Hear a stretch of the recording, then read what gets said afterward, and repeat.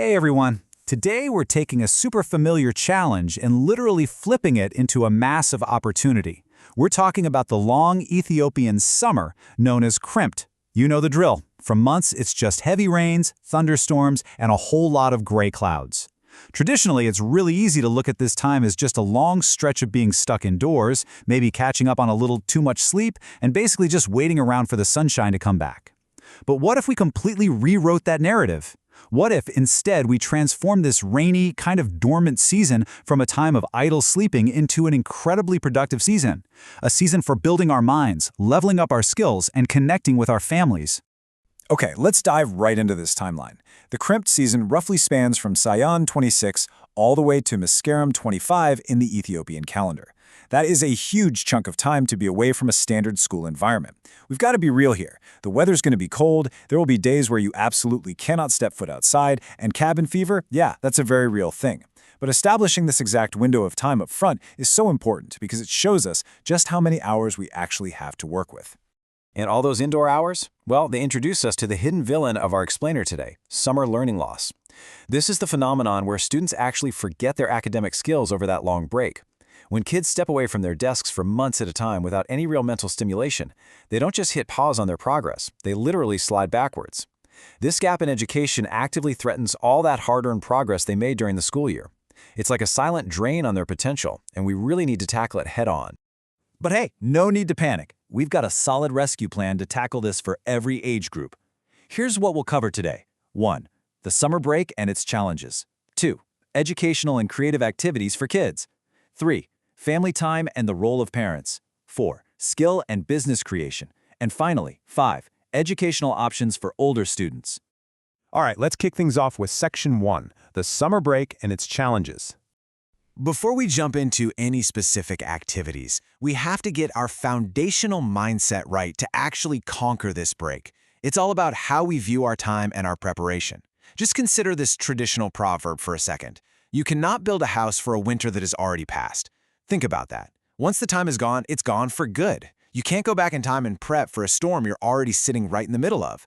This proverb is absolutely our pivot point today. It's this timeless reminder that pushes us to be proactive. If we want a smooth, successful school year coming up, the hard work has to happen right now, while the rain is falling. And this brilliantly illustrates the two mindsets we can choose from. Take the lazy farmer, staying completely idle during the rainy summer, assuming there's nothing to do, only to be hit with bitter regret when harvest time rolls around and their fields are empty. Then on the flip side, you have the prepared farmer. They use that indoor time to sharpen their tools, learn new skills, and plan ahead. When the harvest, or in our case the new school year, arrives, they are entirely ready for it. Whatever we choose to do right now, that's exactly what determines our future harvest. Moving right along to Section 2, educational and creative activities for kids. So how do we actually become that prepared farmer? Well, if you've got restless kids stuck inside, these are your absolute go-to activities. First, set daily reading goals based on their age. This keeps those literacy skills razor sharp. Second, try out some basic household science experiments. Something as simple as watching how ice melts under different conditions completely sparks their curiosity. Then you've got arts and crafts using just paper and cotton balls to keep developing fine motor skills. Getting them involved in cooking is also a huge one, which we're going to expand on in just a second. And hey, if they struggled in certain areas last year, like language, setting up remediation classes or summer school gives them that crucial continuous exposure. Seriously, this combination is the perfect cure for childhood restlessness and that dreaded learning loss. You know what's really cool? You can literally disguise learning as everyday chores. Picture a child super excited to help you in the kitchen. When they're carefully measuring out cups of flour or counting the different ingredients, they aren't just helping make lunch. They are inadvertently mastering practical math and fractions without even realizing it. When they watch a liquid batter bake into a solid cake, they're seeing a real-world chemical reaction. It takes a standard daily task and turns the whole kitchen into a hands-on laboratory. But let's be real, a kid isn't usually going to organize all of this entirely by themselves, right? Which brings us to a super important question. How can parents actually step up and help facilitate this? That brings us to Section 3, family time and the parent's role. As a parent or guardian, you are absolutely the primary architect of the summer. It's on you to plan ahead and make sure those young minds stay active, instead of just defaulting to staring at the TV or sleeping the day away. And honestly, the best strategies are usually the simplest ones. Try kicking off a family game night. Classic board games like chess or dama, checkers, are incredible for building up teamwork, logic, and problem-solving skills. And hey, when the rain actually clears up for an afternoon, get outside. Take nature walks to check out local plants and bugs. It teaches them to really appreciate their environment. Finally, getting involved in community events at local libraries or museums, that completely wipes out summer boredom while keeping everyone socially engaged. Okay, let's jump to Section 4, Skill and Business Creation. Let's move to a super exciting part and see how this builds some serious momentum, taking a simple hobby and turning it into a full-blown entrepreneurial mindset. Step 1. Have your kids design and make custom greeting cards or thank you notes. Step 2.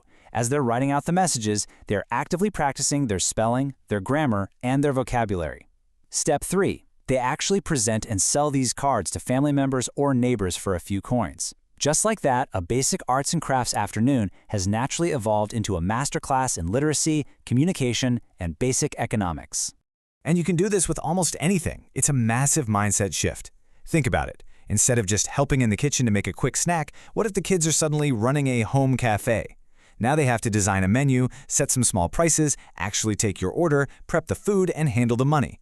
They shift from just casually cooking to genuinely learning business dynamics and customer service, all wrapped up in a super fun indoor game.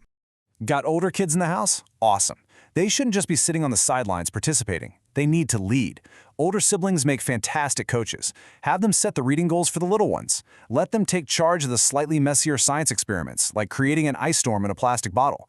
Give them the job of exploring digital education apps and teaching the younger kids how to navigate them. When an older child teaches a younger one, they are actively locking in their own knowledge while developing some incredibly valuable leadership skills. Let's head into our final section, number 5, educational options for older students. So the crucial point here is that beating the summer slump definitely does not stop at childhood. Teens and adults can leverage this exact same rainy day window for their own professional and practical growth. You can dive into continuous education right now. For example, if you're interested in early childhood education, you could work toward a CDA, a Child Development Associate certification. Or you could take this summer to finally master those new computer skills, learn how to sew, or pick up some home maintenance and repair tricks. We aren't just talking about killing time with hobbies here. These are practical, highly monetizable skills that open up real avenues for future income and career growth. We've covered a ton of ground today in this explainer, from battling learning loss in little ones to securing professional certifications for adults. But at the end of the day, it all circles back to that very first proverb. You cannot build a house for a winter that is already past. The rain is already here. The time is right now. So I'm going to leave you with this final thought to chew on. What will you build this Kremt before the season completely passes you by? Make your plan today, get to work, and let's make this the most productive summer you've ever had. Thanks so much for joining me, and happy building.